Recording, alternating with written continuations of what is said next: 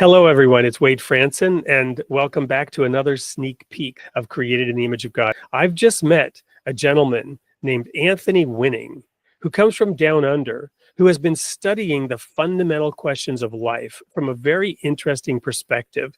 And I'm so excited that I've instantly decided, yes, we're going to have him on the show and have him on soon. So, Anthony, welcome to the studio. Tell us what caused you to study the fundamental questions of life? Well, first of all, thanks for having me, Wade.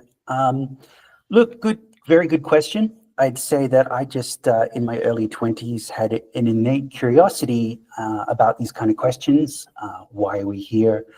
And what is life all about? And these are questions I just simply couldn't let go of. Having also said that, I don't think any of us get to escape these questions. We might live our lives not paying any attention to them or kind of not diving into them, but that doesn't mean they're not there. And so, yeah, I really believe these questions are the inescapable questions of life.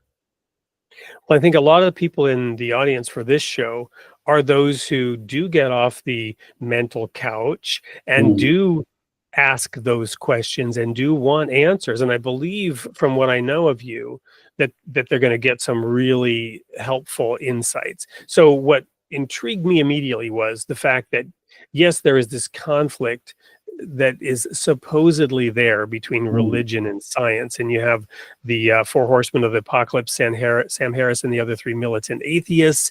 And then you have people like I've had on my show, Kent Hovind, who believe the earth is only 6,000 years old. And he has up to 1 million people following him. And I've met people who, have this belief. So these things are in contrast.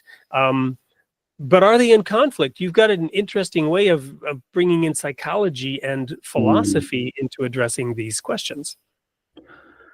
Yes, well, it's been interesting sort of looking at that relationship between religion and science. And just on a very human level, we do seem to be quite fascinated by conflict. It definitely grabs our attention. So I think in terms of, if you look at the narrative in society of religion and science are in conflict, it probably grabs more attention than it actually deserves. I don't think it's really the case for many theologians and people who are following religion. Having said that, I think life by its very nature is a mystery, and the most fundamental questions in life are mysterious in the answers that they may have.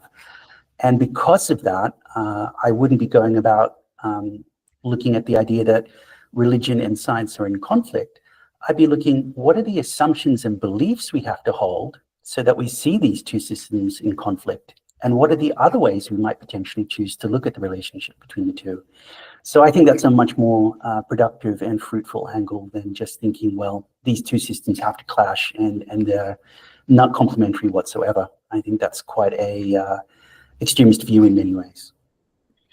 Well, there you have it, a summary of what you're going to get if you come for the full hour with Anthony Winning.